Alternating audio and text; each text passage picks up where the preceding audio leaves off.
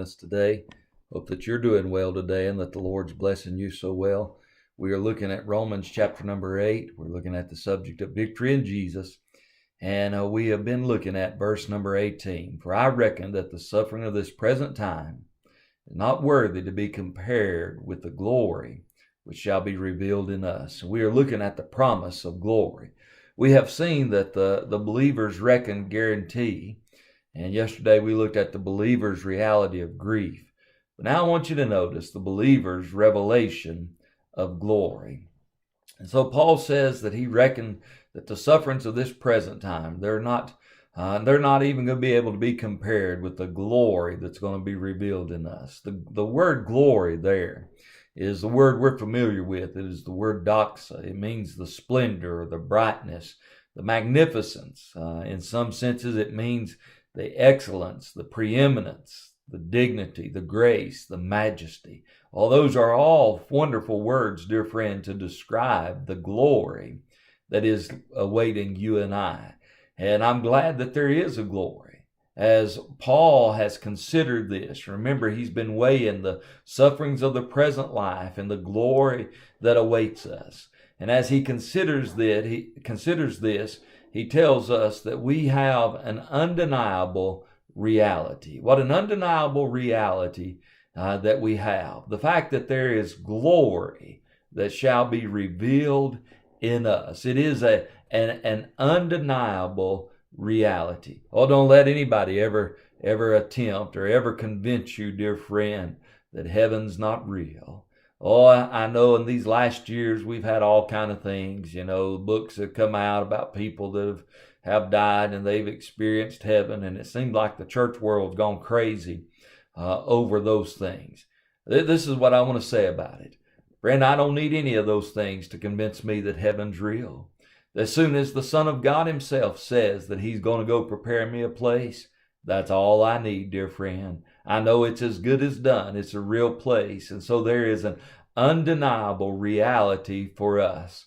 I think this is the sadness of the life of many Christians, that we have lived today and we are living today as if that there is no great tomorrow for us. I want to remind you of this. Whatever this life is, it can't compare with the life that is awaiting us. Oh, heaven awaits the people of God. There is this undeniable reality for you and I. And then I want to say this also. There's this unveiled reality. It's interesting what Paul says here. He says, this glory which shall be revealed in us. The glory that shall be revealed in us.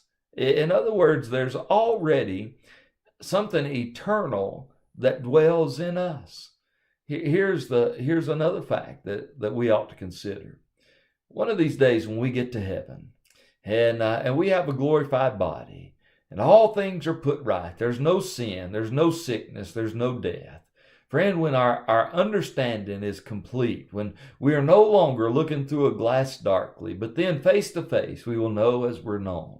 I want to tell you, there's going to be an unveiled reality.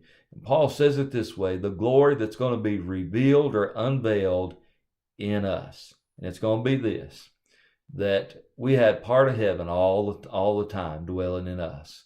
Oh, that the Spirit of God was there communing with us and dwelling in us in that moment.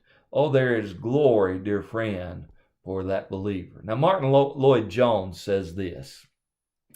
He said, the great reality is the glory that is coming. Hold on to this idea that we do not really belong to this present age, that our citizenship is in heaven. The present world is passing, transient, temporary. The world to come is the real, permanent world.